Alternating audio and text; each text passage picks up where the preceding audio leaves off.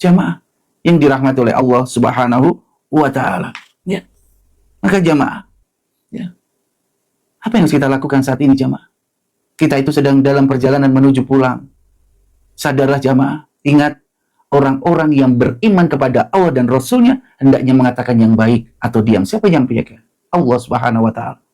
Jadi kalau engkau merasa beriman, ya, katakan yang baik atau diam. Ya. Jamaah yang dirahmati oleh Allah Subhanahu wa Ta'ala. Ya. Sabar ya, Pak Yusuf, sabar. Ya, sudah nggak apa-apa. Ya. Ya. Bahwasanya Allah sudah berfirman Pak Yusuf dan yang lain sabar. Orang-orang yang beriman kepada Allah dan hari akhir hendaknya mengatakan yang baik atau diam. Sesungguhnya apa yang diucapkan seseorang, apabila apapun yang diucapkan seseorang, itu diambil dari hatinya, jujur dari hatinya. Maka sesungguhnya saat kita mengucapkan sesuatu, itulah iman seseorang, itulah cerminan seseorang itu. Ya, sabar, nggak apa-apa. Ya, semoga kajian ini bisa membuka hati saudara-saudara kita. Sabar. Ya, setiap ujian harus dihadapi dengan sabar. Sabar. Nggak apa-apa. Kita belajar sabar jamaah ya. Ya. Orang mencaci maki kita, orang mau menghujat kita, nggak apa-apa. Nggak apa-apa. Sabar saja. Insya Allah semua akan kebaikan. Alhamdulillah istri Abu satu. Ya. Ya. Ya. Jamaah yang dirahmati oleh Allah Subhanahu wa Ta'ala, biarkan. Ya. Ya. Allah melihat, Allah mengawasi apa yang terjadi dalam majelis ilmu ini. Ya. Sabar. Ya, nggak apa-apa. Karena sesungguhnya seseorang apapun yang kita bicarakan, sedang menunjukkan bagaimana iman seseorang itu sesungguhnya. Ya, sesungguhnya Islam tidak mengajarkan kita untuk menghujat, memfitnah. Ya, ya. Insya Allah. Bismillah ya. Bismillah. Ya, ya jamaah. Ya, yang dirahmati oleh Allah Subhanahu wa Ta'ala. Ya, sabar, ikhlas, maafkan, lupakan. Ya, kita tidak perlu untuk memikirkan keburukan-keburukan orang lain. Ya, bismillah. Jamaah yang dirahmati oleh Allah Subhanahu wa Ta'ala. Maka jamaah, mari jamaah yang dirahmati oleh Allah Subhanahu wa Ta'ala. Ya. Perlu kita ketahui, ya, astaghfirullahaladzim. Ya. Ya. Perlu kita ketahui jamaah. Ya. Astaghfirullahaladzim. Astaghfirullahaladzim. Jamaah, Allah tidak butuh harta kita. Allah tidak perlu dan tidak butuh rezeki dari kita. Allah tidak perlu mobil kita. Allah tidak butuh rumah kita. Allah kepingin saat kita pulang membawa oleh-oleh yang terbaik untuk kita bawa menghadap Allah Subhanahu wa Ta'ala. Yaitu apa jamaah? Hati yang selamat, qalbun salim. Penuh dengan apa jamaah? Qalbun salim yang penuh dengan amalan-amalan soleh.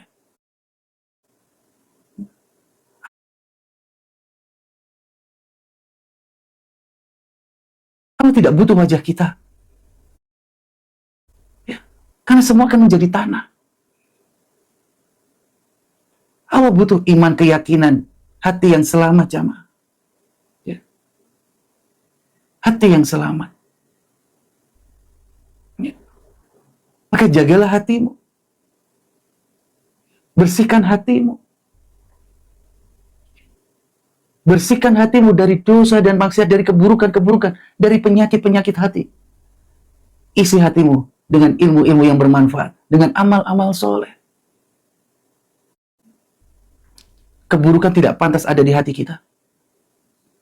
Karena Allah tidak ingin kita pulang membawa keburukan. Tapi Allah ingin kita pulang membawa oleh-oleh yang terbaik. Hati yang selamat, jiwa yang selamat, dan oleh-oleh adalah amal-amalan soleh. Kita datang kepada majelis ilmu ini karena kita ingin mendapatkan ridho dari Allah Subhanahu wa Ta'ala. Jamaah yang dirahmati oleh Allah Subhanahu wa Ta'ala. Ya. Dan orang-orang yang mensucikan jiwa setiap saat adalah orang-orang yang beruntung. Allah berfirman, dua hakikat seseorang mensucikan diri itu. Yang pertama dicatat ya jamaah, hakikat mensucikan diri itu. Yang pertama, membersihkan hati kita dari segala keburukan-keburukan. Ya, membersihkan hati kita dengan segala keburukan-keburukan. Bagaimana caranya? Kalau tazkiyatun nafs itu dilakukan setiap saat, maka perbanyaklah istighfar. Perbanyaklah istighfar. Dan segerakan bertobat. Abu, bagaimana kalau bertobat itu setiap hari? Silahkan, tidak ada yang melarang. Karena memang kita itu tidak lepas dari dosa dan maksiat. Bertobatlah dengan suatu tobat yang terbaik. Jujur, ikhlas. Ya, dan bersungguh-sungguh dengan taubatan nasuha. Allah pernah berfirman, Ya ayyuhalladzina amanu tubu ilallahi taubatan nasuha. Ya, bertobatlah dengan sungguh-sungguh. Seberapapun dosamu. Bahkan dalam hadis qudsi dikatakan jamaah. Di dalam hadis qudsi dikatakan, ya, aku tidak peduli seberapapun dosa hambaku. Seluas samudra dosanya atau setinggi langit dosanya, aku tidak peduli, kata Allah dalam hadis qudsi. Ya. Apa yang Allah sampaikan? Apabila hambaku datang kepadaku dengan tidak membawa sedikit pun kesyirikan, maka aku akan datang kepadanya dengan ampunan yang penuh. Jamaah, Allah Maha Pengampun. Jangan putus asa atas rahmat Allah. Jangan putus asa atas ampunan Allah. Ya, innallaha yaghfiru dzunuba jami'a. Sesungguhnya Allah mengampuni seluruh kesalahan, seluruh dosa manusia. Apabila engkau datang kepadanya dengan sebenar-benarnya taubat, buka hatimu. Biarkanlah Allah membersihkan hati kita. Ya, perbaikilah masa lalumu dengan bertobat, istighfar, bertobat kepada Allah, dan perbaikilah masa depan sebagai refleksi tobat kita, yaitu apa? Hidup di atas ketaatan kepada Allah Subhanahu wa taala. Jamaah, ya, kita itu hidup di antara dua waktu, masa lalu dan masa depan. Sesungguhnya waktu kita sesungguhnya itu adalah sekarang ini. Detik ini adalah waktu kita. Waktu ke depan kita apakah bukan waktu kita? Itu gaib. Tidak ada yang tahu, jamaah. Ya, tidak ada yang tahu bagaimana kita ke depan. Waktu depan itu adalah gaib. Masa lalu tidak akan bisa kembali. Sesungguhnya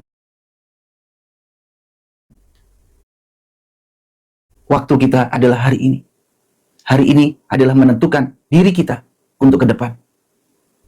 Apa yang kita lakukan hari ini? Perbaiki masa lalu, perbaiki masa depan. Perbaiki masa lalu dengan bertobat kepada Allah atas segala dosa-dosa. Maka apa yang kita lakukan untuk membuka hati kita, melihat masa lalu? Menyesal. Dan bersyukurlah kepada Allah saat kita saat ini diberikan penyesalan. Saat penyesalan itu masih ada gunanya. Sebelum nyawa sampai kerongkongan, sebelum matahari terbit dari barat, sebelum kita ada di kubur, maka saat kita saat ini diberikan penyesalan, maka bersyukur kepada Allah. Sebaik-baiknya penyesalan adalah penyesalan yang diikuti dengan pertobatan. Maka Abu selalu ingatkan itu. Niat yang buruk adalah yang baiknya adalah diikuti dengan kebaikan. Hingga engkau tidak menjadikan niat buruk itu menjadi kenyataan. Sering jamaah, maaf, Abu tidak mengatakan pernah jamaah. Sering jamaah punya niat buruk. Sering Abu ikuti dengan kebaikan, istighfar, mengingat Allah dan gugurkan niat itu hingga tidak jadi suatu perbuatan. Maka akan tercatat satu kebaikan yang sempurna di sisi Allah. Walaupun engkau berniat buruk, tapi engkau tidak jadi melakukan niat buruk itu karena ingat Allah, maka satu kebaikan sempurna dicatat di sisi Allah Subhanahu wa taala. Jamaah yang dirahmati oleh Allah Subhanahu wa taala, contohnya niat mencuri. Ya. Tapi kita tidak jadi mencuri karena takut Allah, karena tahu Allah melihat dan mengawasi kita. Maka astagfirullahaladzim, akhirnya tidak jadi tercatat satu kebaikan sempurna di sisi Allah Subhanahu wa taala. Jamaah yang dirahmati oleh Allah Subhanahu wa taala. Maka jamaah, ya, perhatikan jamaah. Ya. Rasulullah juga bersabda, Ibnu Qayyim menyampaikan jamaah, ya. Ibnu Qayyim menyampaikan jamaah. Apa yang disampaikan? Amalan badan, ya, tidak akan mungkin bisa terjadi kecuali berawal dari amalan hati. Ya jamaah, amalan badan tidak akan mungkin terjadi, ya, melainkan semua berawal dari amalan hati. Maka pentingnya kita tazkiyatun nafs, pentingnya kita membersihkan diri kita dari kotoran-kotoran agar tidak dikuasai oleh syaitan. Isi hati kita dengan kebaikan-kebaikan, isi hati kita dengan amalan soleh, isi hati kita dengan ilmu yang benar, agar segala sesuatu yang kita lakukan berdasar dengan ilmu yang benar. Contohnya, ya, dasari lisan kita ini dengan ilmu yang benar. Maka apa yang kita katakan lisan ini hanya untuk mendekatkan diri kita kepada Allah. Lisan yang hanya digunakan untuk beribadah kepada Allah. Karena kita tahu apa fungsi lisan menurut Islam. mempergunakan pandangan ini dengan ilmu yang benar hingga kita melihat yang benar. Kalau ada suatu kemaksiatan di depan kita, pertama penglihatan itu adalah milik kita. Yang kedua ketika bukan milik kita. Saat kita melihat kemaksiatan, segera istighfar dan slide ke atas atau tundukkan pandanganmu. Karena sesungguhnya pandangan pertama itu adalah milikmu. Kedua, ketiga bukan milikmu. Janganlah engkau menikmati pemandangan yang dimurkai dan dibenci oleh Allah Subhanahu wa taala. Segera palingkan dirimu apabila engkau melihat kemaksiatan. Atau tundukkan pandanganmu. Seorang akhwat melihat ikhwan yang cakep, janganlah sampai engkau berhasrat. Tundukkan pandanganmu, karena sesungguhnya engkau adalah fitnah. Ikhwan, apabila melihat akhwat yang cantik, tundukkan pandanganmu. Karena sesungguhnya wanita itu memang fitnah. Engkau menundukkan pandangan, engkau membantu akhwat itu tidak menjadi fitnah. Hasrat itu berawal dari pandangan. Permusuhan itu berawal dari lisan. Jamaah. Hasrat, syahwat itu berawal dari apa jamaah? Berawal dari pandangan. Permusuhan, kezoliman berawal dari mana jamaah? Lisan. Maka berhati-hati. Karena pendengaran, penglihatan, lisan, hati nurani kita, semua akan diminta pertanggungjawabannya oleh Allah Subhanahu wa ta'ala. Jamaah yang dirahmati oleh Allah Subhanahu wa ta'ala. Ya. Maka jamaah yang dirahmati oleh Allah Subhanahu wa ta'ala, maka carilah hatimu. Dan ingat Allah. Saat kita tidak bisa menemukan ketenangan saat kita membaca Quran, sesungguhnya engkau harus waspada dengan hatimu. Perhatikan jamaah, apabila engkau tidak bisa menemukan ketenangan hati saat kita membaca Al-Quran, kepenginnya tergesa-gesa, kok capek, kok malas dalam membaca Al-Quran, ya sesungguhnya itu bertanda hatimu sedang sakit. Ingat Allah, ingat akhirat, mendandakan itu semuanya. Duniamu masih lebih besar. Saat engkau belum bisa menikmati kedekatanmu dengan Allah, saat engkau belum bisa menikmati membaca firman-firman Allah, lebih enjoy, lebih nikmat saat kita melihat-lihat, membaca-baca buku yang tidak bermanfaat dibandingkan membaca firman-firman Allah, sabda-sabda Rasulullah, hadis-hadis Rasulullah. Maka hati-hati jamaah. Ya. Hati-hati jamaah. Bagaimana keadaan hatimu? Kalau engkau tidak bisa mendapatkan ketenangan saat engkau membaca Al-Quran, maka sesungguhnya hatimu sedang sakit. Ya, jagalah hatimu dengan iman. Ingat Allah. Allah selalu mengawasi apa yang kita lakukan. Temukan hatimu saat membaca Al-Quran. Nikmat jamaah. Temukan hatimu. Yang kedua apa jamaah? Temukan hatimu dalam majelis zikir. Ya. Dalam tolabul ilmi. Seperti ini. Kalau engkau tidak bisa menjadikan tolabul ilmi itu bisa menjadi suatu kenikmatan, ya, seperti kenikmatan engkau melihat sinetron, kenikmatan engkau melihat konser musik. Ya. Kalau engkau sudah merasakan bagaimana nikmatnya tolabul ilmi dibanding nikmat-nikmat yang lain, ya, nikmat dunia, maka ya berbanggalah bahwa hatimu ada di jalan yang benar. Apabila engkau lebih memilih datang kepada majelis ilmu daripada datang ke konser-konser musik, maka bersyukurlah kepada Allah. Engkau diberikan keteguhan iman untuk memilih yang baik buat kehidupan, keselamatan dunia dan akhirat. Maka yang pertama kata Ibnu Qayyim apa jamaah? Temukan hatimu saat membaca Quran. Yang kedua, temukan hatimu saat tolabul ilmi. Saat engkau mendapatkan kenikmatan dalam membaca Quran, saat engkau merasakan kenikmatan saat tolabul ilmi, Masya Allah. Dan saat engkau merasakan, kok cepat ya baca Qur'annya ya? Kok waktu itu terasa cepat ya kalau baca Qur'an? Kok waktu itu terasa cepat ya kalau majelis ilmu? Ya. Maka akan engkau mendapatkan ketenangan hati. Ya. Keadaan hatimu adalah saat engkau nyaman dengan sesuatu jamaah. Ya. Waktu itu akan terasa cepat saat engkau nyaman dengan sesuatu.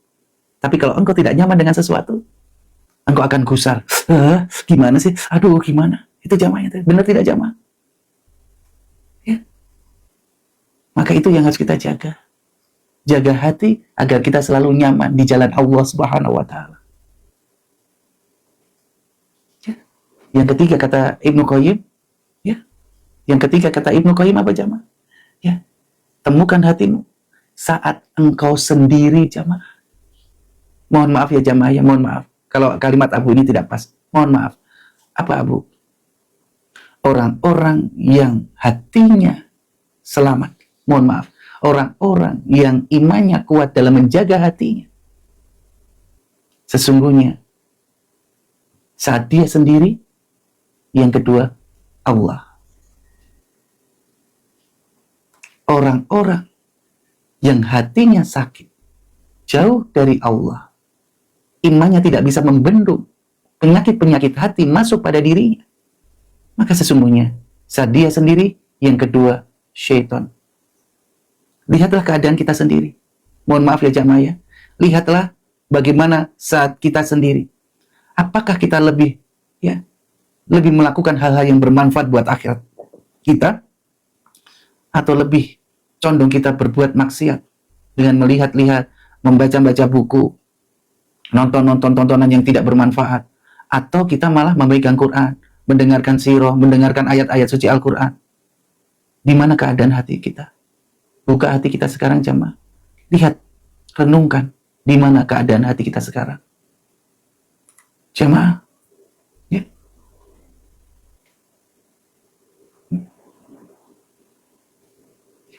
Yang disampaikan Ibnu Qayyim, temukan hatimu saat membaca Quran, saat datang kepada tholabul ilmi, ya, majelis-majelis zikir yang selalu majelis yang mengingat Allah, menyampaikan firman Allah, sabda Rasulullah Shallallahu Alaihi Wasallam.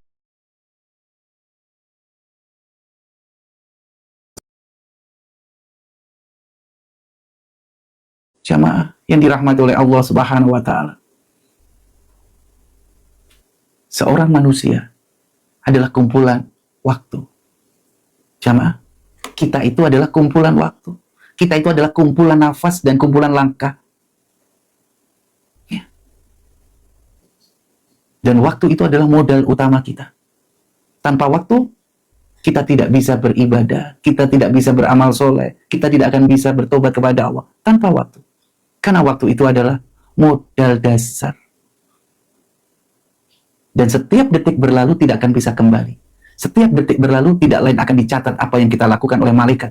Dan semua akan diminta pertanggungjawaban dan akan kita pertanggungjawabkan. Jamaah, setiap kita itu adalah pemimpin. Abu, saya bukan kepala rumah tangga. Abu, saya belum menikah. Engkau adalah pemimpin. Walaupun engkau sendiri, engkau adalah pemimpin.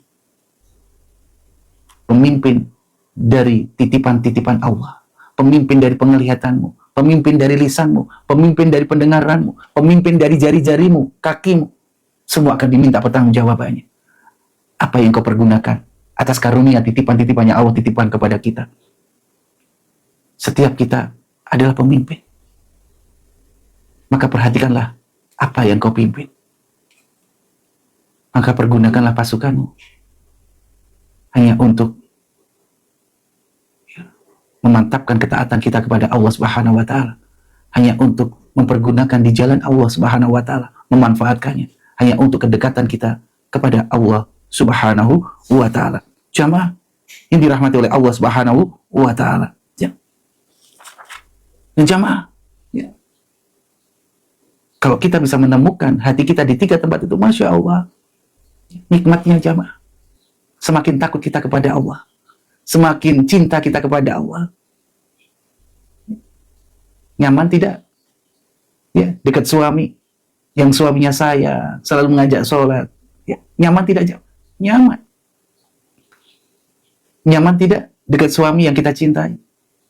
Nyaman, jamaah. Bahkan suami kita mencintai kita juga nyaman. Maka jamaah yang dirahmati oleh Allah Subhanahu wa taala, ya, nyaman kalau kita mencintai Allah, dekat sama Allah nyaman. Maka lihat kadar cinta kita kepada Allah seperti apa. Ya, ya. Kadar cinta kita kepada Allah, ya, bisa dilihat dengan kadar kita cinta kita kepada Al-Quran. Karena sesungguhnya Al-Quran itu adalah kalam Allah, kalimat Allah. Bagaimana kita mengatakan, aku cinta kepada Allah, aku cinta Allah melebihi dari cinta kepada siapapun. Tapi baca Al-Quran saja bermalas-malas. Engkau dusta.